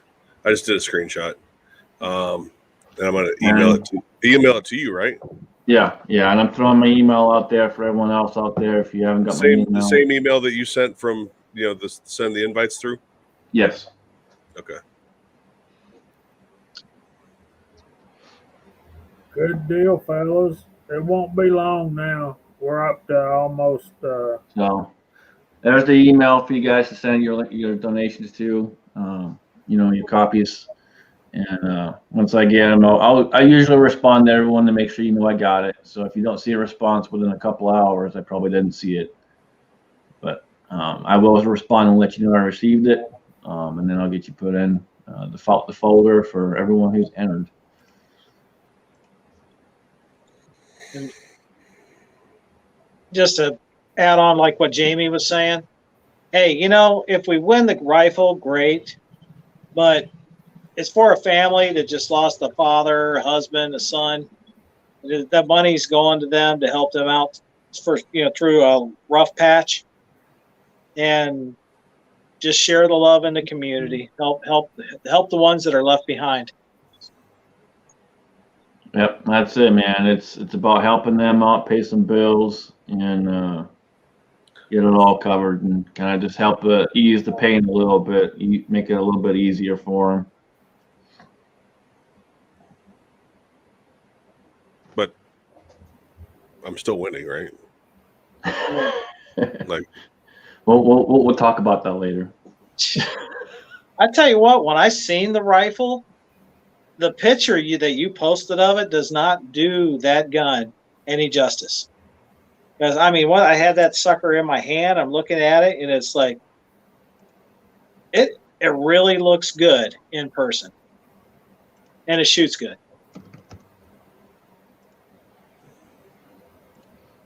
that's because it's not a CZ. There's one thing that I don't like about. Well, no, that was the other gun. He had another AR build down here that we shot, and that one there I just had one complaint about, one issue. Yeah, so I put together an AR-9 pistol caliber carbine rifle, and had a couple little issues here and there when it first started running. Failures to feed properly. Not sure if it's a bullet style or not, but we'll see. We'll do some different experimenting with it. I may need to polish the chamber a little bit, polish the barrel and all that, the feed ramp. So we'll see, but we'll get it running. I mean, that was short bullets. The thing I didn't like about it is it took Glock mags. well, we had to dirty up the one that Matt sent so that you could have it. I wasn't giving you a clean magazine.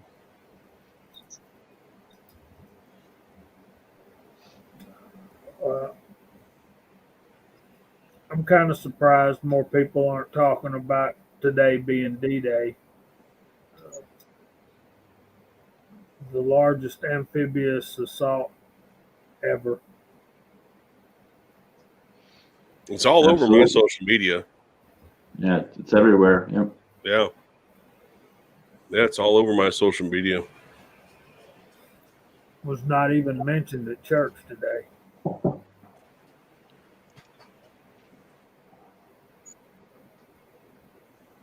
You know, our church is usually fairly, patriotic. But So a question for everyone out there: should Mario lose his wrench? No, I think he should be granted 2 wrenches.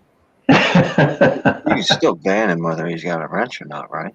Yeah, well, I can. No one else can, but yeah, it's so I don't know. Maybe you're right. Maybe he does need 2 wrenches there, Matt. One for each cheek. One across the right cheek, one across the left cheek. Yeah, I'll make that 3 wrenches. And one right in the middle, about 2.5 feet low of the chin. Oh, look, he got a little butt hurt.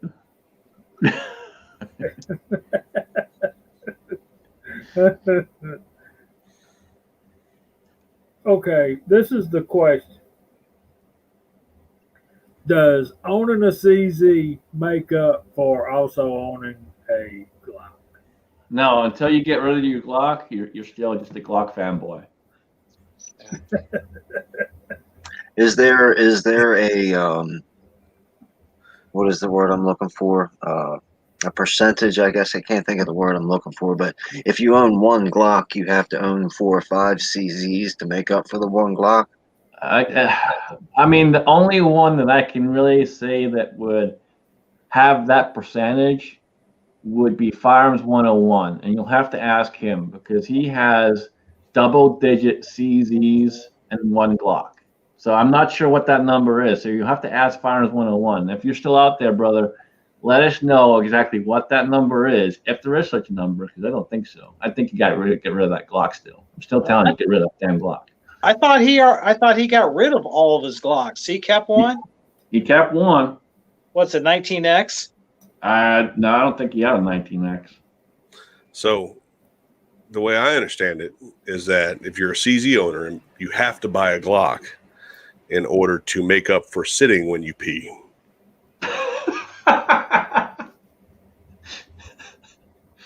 I'm pretty sure I stand, but whatever. I think we're going to have some fun when you're out here this fall. I think we got 1 or 2 that you shoot, and it is going to put a big smile on your face. I smile when I shoot anything that doesn't that doesn't give me nerve damage in my hand. Well, see, CZ owners can sit down when they pee because they're generally successful.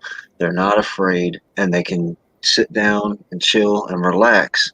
While Glock owners, on the other hand, have to stand up when they pee because they're usually running away from some crime they just committed. Wait a minute, Kingpin, did you just say CZ owners squat the pee? by choice because we relax. I'm going to go to the restroom. I'm sorry, relax. Kingpin. I don't squat the pee. I don't squat. I sit I sit down if I want to and relax and enjoy myself in the restroom.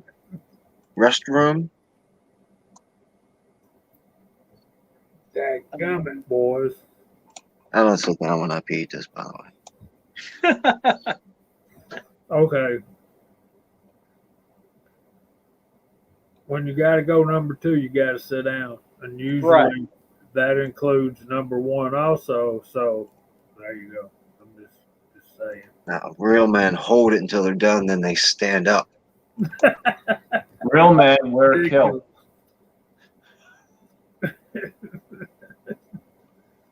So does that mean you can poop when you're standing up? Yeah. Oh man. Hey, y'all knock wearing kilts, but you know it's so much easier to take care of business. So knock it all you want. I don't give a shit. That's about it, ain't it, Bob? And I get to have a little bit more air, and my boys ain't trapped. So yeah, screw y'all.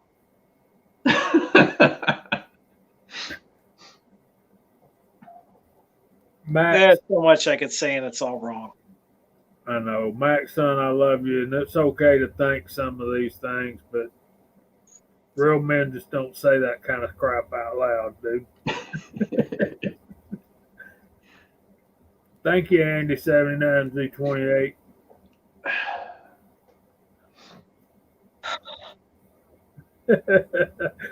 Oh, Mario.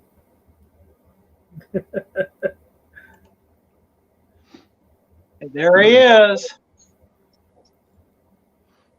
Yep, we started the sickness for him.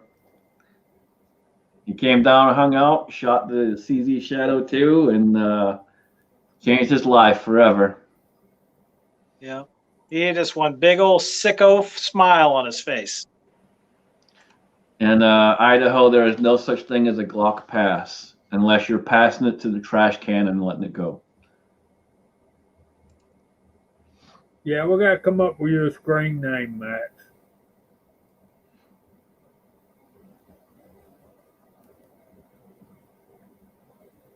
Anybody that didn't notice, I have a new CZ. I thought the Shadow 2 was good. Oh, Max, you're still not going to get away with it. We still know who you are.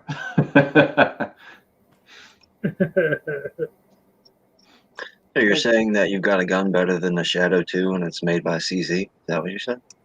yeah, I got another CZ, and it's better than the Shadow 2. I saw that TSO in that video, and apparently that holster's set up for competition. Are you actually gonna use the TSO for what it was designed for? We'll see.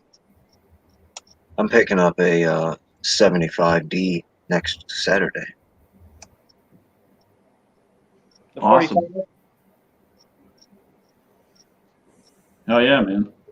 Yeah, I live in Maryland. I have to wait a week. cool.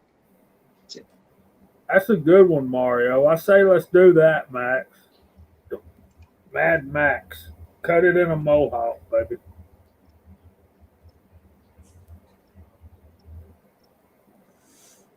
Okay, what is this pistol you have that's better than a Shadow 2? Yeah, Glock Tactical 19. Sports Orange. Hmm. The gun is sick. I mean, it just stays right there on the target, and the trigger is so sweet. You don't put your finger on the trigger until you're ready to hear it go bang.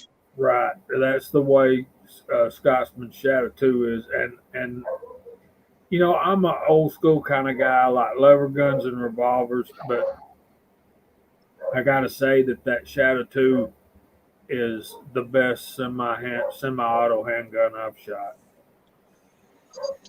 Next to the Glock 19, of course. Never shot one, man. Really, it's not that.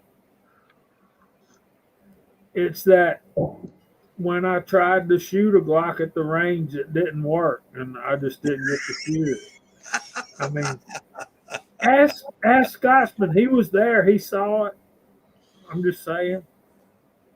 I've seen many Glocks fail over the years. It's not an unusual thing. It's just that the Glock owners will never tell you it failed. Yeah. Oh, and Bald about the being the 9mm and the TSO being stupid. What if you're just using it on the Steel Challenge? Yeah, I've been at the range plenty of times. I've seen people shoot a Glock for the first time, and they were like, "Oh yeah, that's nice." And then I've been at the range and let people shoot my Shadow 2 for the first time, and they've never been like, "Oh yeah, that's nice." Well, I mean, Firearms 101 is a prime example of someone who was a die-hard Glock guy, and then he met me and Daniel, and we put a Shadow 2 in his hands. And now he said he's going to stop at 16 CZs. That didn't happen, and he's still going. He's a great guy, and it's a hell of a collection he's got. And being susceptible to peer pressure doesn't mean the CZ's a better gun. Whatever. And who would carry a Shadow 2? I've carried my Shadow 2. Daniel, I'm pretty sure you carry yours too, right? Yeah, I carry mine. So yeah, I'm not. If I own it, I'll carry it. I'm not one that has one that will sit back and do nothing. Now the two exceptions to that I won't carry is the one that I got from Mr. Holster and the one that I got from Bald and Curious. I won't carry those two. I will shoot them, but I will not carry. And the only reason being is because where it come from. I don't want them being damaged. I don't want anything happening to them. So. Yeah, where they actually have sentimental value. They're not just, you can anticipate getting all types of holster wear or getting it banged on your door going in and out of the truck. You don't worry about that with almost anything. Yeah, if I get a scratch on my Shadow, I get a scratch on my Shadow. It's a gun. It has a purpose. It's a tool. Yep. So Bald and Curious said that CZ's been around for decades before Glock. Just saying. Yeah, but so was the German Luger. So's a rock tied to a rope. I mean, age is not indicative of quality. I had a guy. You just described Glock itself, a rock tied to a rope. I had a guy from Germany defending Glock because that's a service pistol. And because he was getting on me about how Glock is used in the military and my TSO is what blah, blah, blah, a competition gun. Well, yes, it's a competition gun, but it's all the same base. The frame, the trigger's bigger. It shoots more rounds, but the Russian bloc countries, that was their main battle gun for a pistol.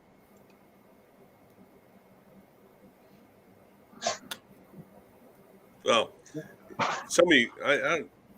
Daniel, were you? No, you weren't. Actually, none of you guys were there when I did the live stream tier list. I saw like a minute or two of it. I was late to the show. I was there. You made sure Glock was number one and CZ was. I didn't make sure. Yeah, you did. The whole chat room was in charge of that. All I did was place the stuff. Yeah, it was rigged. It was rigged. Like I said then, it was. I don't think I talked really mad shit about anything other than Ruger and. Well, Ruger. It was rigged, and here's how it was rigged. You had no one in the chat but Glock lovers. Yeah, 80% of your fan base is Glock. It's a public chat room. It's not.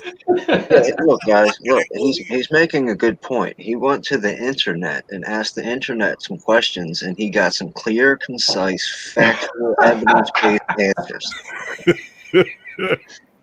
That's an excellent point, Kingpin. An excellent point. Bodie McBoatface.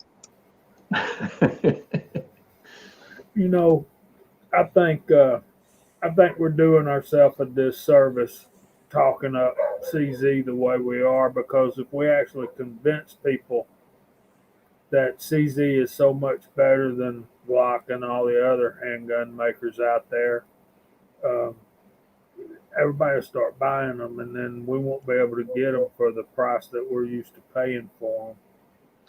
Here's the thing, man, and as much as I diss on Glock and a couple other companies, it's whatever works for you, period. If you shoot a Glock, you like it, it works for you, that's all that matters. I'm not telling you to go one way or the other, but CZ is always better. You just got to find what works for you. You want to carry a revolver and a revolver works for you, absolutely do it. You all know me. I love carrying revolvers. I got no issue shooting them. I love shooting them. Whatever works for you. You got to find what works for you. There's plenty of good guns out there. I mean, in the classes that I've done, that I've both taken and taught, I can tell you the one constant gun that goes down in every class it's in is an XD. The one constant. Amir makes a really good point.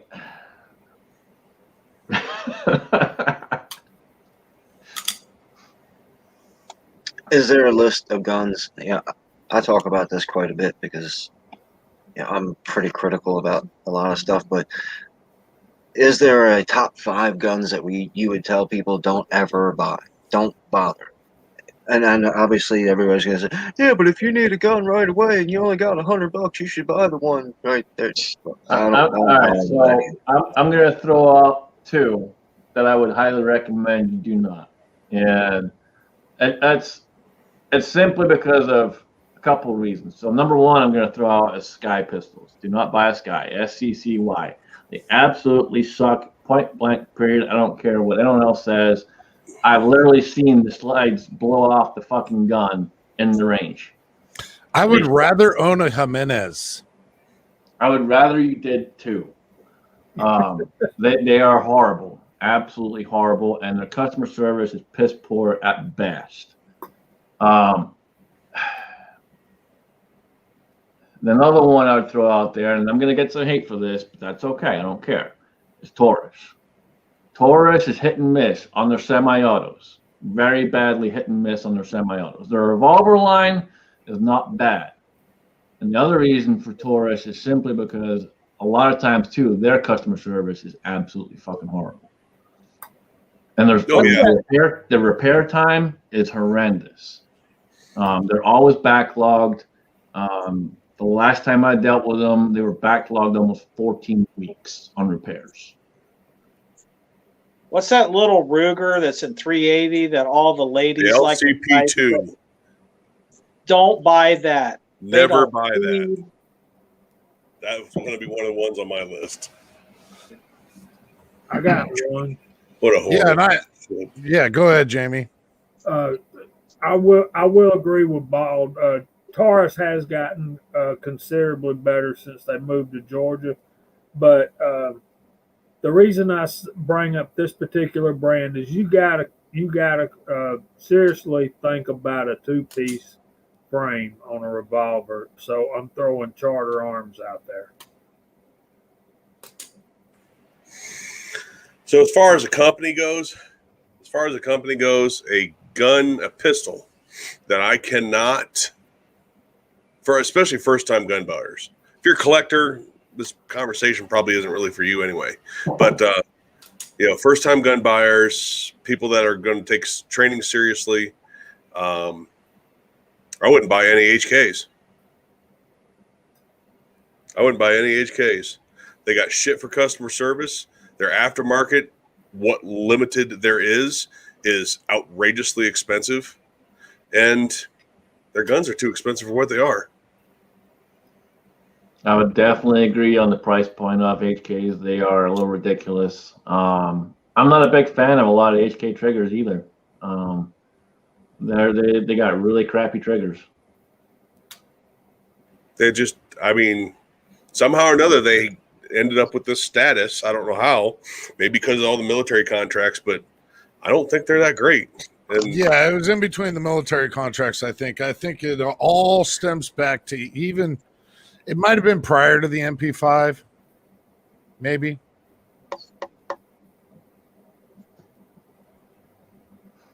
Mario, get a Kimber. I, Oh, I that's a sent, waste of money. If said- I'm going to spend that kind of money, Mario, I'm buying another Shadow. I'm not going to waste my money on a Kimber. Kimber's gone downhill quite a bit too over the years.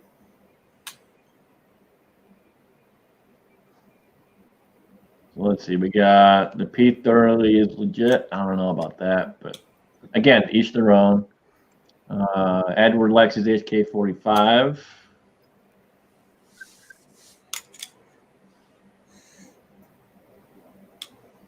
but yeah, for Kingpin's question though, the very first, there's actually probably a number of them, but at the top of that heap of trash is that LCP2 and 380 that Daniel mentioned. And then under that top of the heap of garbage is any micro 380. Yeah. There's no reason that it's too violent of a recoil for how small the gun is, for no more than what you're getting out of the round.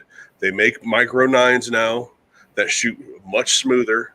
There's just no reason for them. You remember when that was a thing? We called them pocket pistols. Most of the guys I know, there was the Taurus TCP, the Ruger LCP, and the Smith & Wesson Bodyguard 380, and they were all pretty much the same thing. I mean, they weren't interchangeable parts or anything, but that was a thing for a while. Yeah, I mean, well, the micro pistols, the really small pistols, I think the biggest of the small pistols at the time was like that Bursa 380, and then they just kept getting smaller and smaller, and just at the time, that was the smallest pistol you could get. So if you wanted a little pocket pistol, if you wanted a little micro, deep concealment gun, that was your choice. That was your only option. But Yeah. why they even still exist with micro 9s existing now that shoot better for less expensive ammo, barring current ammo situation, of course. You take the pandemic ammo situation out of it. If you were to ask top 5, don't get them, start at Ruger LCP2 and work your way down of micro 380s, and that's my top 5 list. Now those micros, I think the SIG did a really good job with the 365 from what I've seen for the folks that own them. Like Bald and Curious has one. You got Rick is your 6 covered, X-Ring, and like X-Ring, he can hit anything. He can pick up a high point and hit something at 100 yards. But I mean, they're good guns, and I haven't heard any complaints about them. Well, they had tons of problems. I think they finally got them figured out. Yeah, they had problems when they first came out. They got them all dialed in and fixed up. And now, I mean, there's so many different variations and versions that you can go with that they're getting almost nearly as modular as the 320s. But and my problem with SIG is that they use UNI as their QC. They throw a piece of garbage out there and say, let's see if it blows up in civilian hands. And that's why you don't buy a new SIG that just came out for you. You wait 2 years. Yeah. I mean, I think 365 went through 3 or 4 firing pin designs before they finally said this one works. And I'm not saying 365 is a great gun. I would absolutely recommend the 365 or even the XL to anybody, just like I would suggest the Glock 43 or the 43X or the 48 if somebody wanted a slim, small pistol like that. And do you think it's in the design? What do you think the flaws are coming from? because I think that most of these concealed carry guns are crap. So Little most of pieces the of flaws plastic. come from companies trying to release them too quickly Right, instead of taking their time on the drawing board and getting it right. I mean, you got to think about it. It's all any gun can fail. I've said this many times before. Any gun can fail. It's a machine. It's a mechanical process, and a lot of times, part of it too is a lot of these companies are using MIM parts now, and so the more things you change, the more MIM parts you put in things, you can get a lot of problems, a lot of issues. Well, my thing is, if they're taking the Glock 19 that works straight, everybody loves it, it's bang, bang, bang, flawless, put it away, you know, all that kind of stuff, and they just want to turn it into the Glock 29, which is small enough to fit in your pocket, don't they just have to do the exact same thing, just scaled down? Like, so that's what I'm not understanding is why they can't just scale down the bigger gun that already works and put out a gun that you guys don't have to complain about. I don't know why other companies don't do that more often. It has worked fantastically for Glock, where they just take a 17, 19, 26, you know, and then they just went narrower, 43, you know, and but if you open them all up, they're essentially identical guns. Why other manufacturers haven't done that? It was one of the things I like so much about the Glock 44. Not that it's a micro pistol, but it's the only 22 trainer on the market that from muzzle to grip, including magazine, is identical to its bigger brother that people would be training for. Why more companies don't do what you're talking about, Kingpin, I have no idea. I wanna pretty much agree with the Scotsman and say I think one of the mistakes they make is not what he said, rushing them into production and getting them on the market. My thing is they should be a whole lot more time on the range and a whole lot more rounds put through more pistols before it's and field testing, in other words, before they put a new design out on the market. Think about what happened with the SIG 320 when we started issuing to our troops, and they're in harm's way and drop it and it fires and all that kind of stuff. So that's what I think. I think we need more field testing on an unproven design before it goes And out I think of the field. I agree with that, with everything.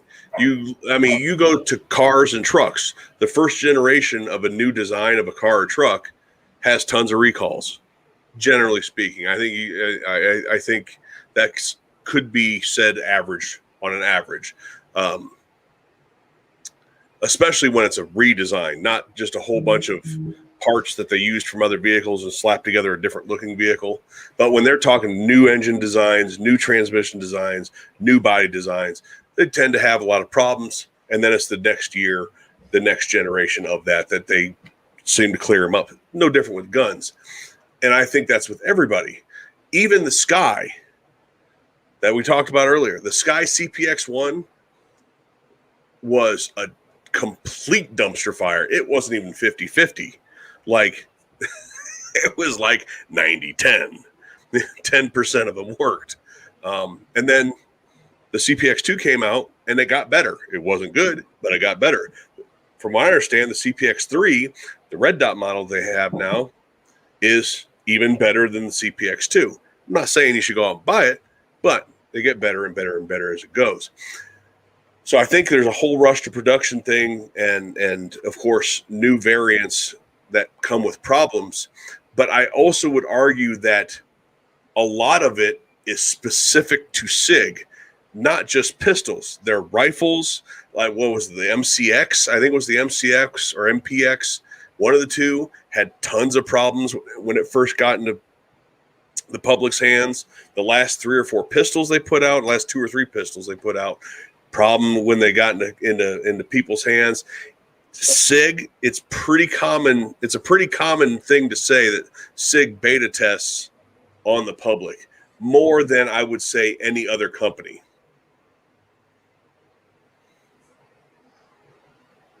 Yeah, And I'd have to agree with that. They tend to do that a lot. Okay, so if we're gonna assume that the broad stroke of people agree with you guys, that they're aware of the fact that SIG pushes something out to get it out there, and you figure it out and tell me if it exploded in your hand or not. Why is SIG still a thing? If you know that the P221 that they're going to bring out next year is going to have 2 years worth of dumpster juice in it, why does SIG still exist? They have fanboys just like everybody else does. I mean, Well, that's my point. That's my point. I mean, you look at what's his name? Who's that goofball? What? Military Arms. Tim, Military Arms Channel. I mean, he'll get on his knees and suck off somebody for a SIG, especially a new one. You know, he's probably the biggest SIG fanboy on the internet that I've seen. They have fanboys just like everybody else, but they've also lost. I know people that went to Glock from SIG and went to other brands from SIG because they were tired of it, because they were like, we don't know if we're getting a hand grenade or not. So it does work both ways. Just like it'd be the same with Glock. Glock hasn't had that problem yet. Wait until Gaston dies. When Gaston Glock dies, I'm betting that quality goes through the floor. And they're going to start having more quality issues. And they're still going to be a highly popular, highly sought-after brand because of the fanboys.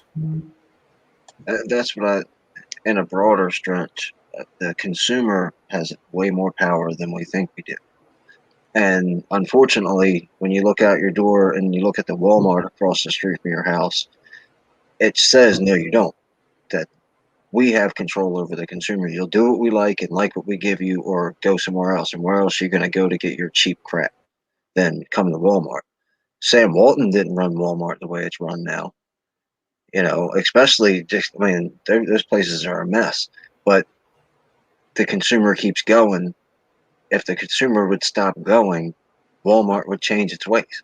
Walmart's not going to allow, SIG's not going to allow, Glock, Texaco isn't going to allow themselves to go out of business. They'll shape up if we force them to. And the only way you can force them to is take your dollar bill. Don't worry about Allen's or Daniel's.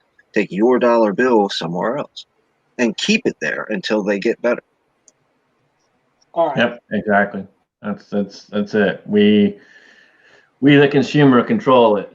And it's all comes down to you and what you're willing to do, and that goes for anything, honestly. You know, absolutely anything. All right, guys, it's a little after 9. We're gonna go ahead and start going through the room, and Kingpin, we'll start with you, brother. Sorry, I was a screen away. Thank you for having me. I appreciate you guys letting me come on and chat it up with you. I always learn a lot and appreciate spending time with you. I'm going to leave a link to Rich White's Unloaded Media channel. He just went live, so everybody can go over there and check that out. Awesome. Yeah, please jump over there. As soon as we're done here, jump over there and support Rich. Jamie, what you got, brother? I just want to say thanks for having me. Thanks for putting up with me, guys. Great chat tonight. Lots of activity on both in the room and on the side chat.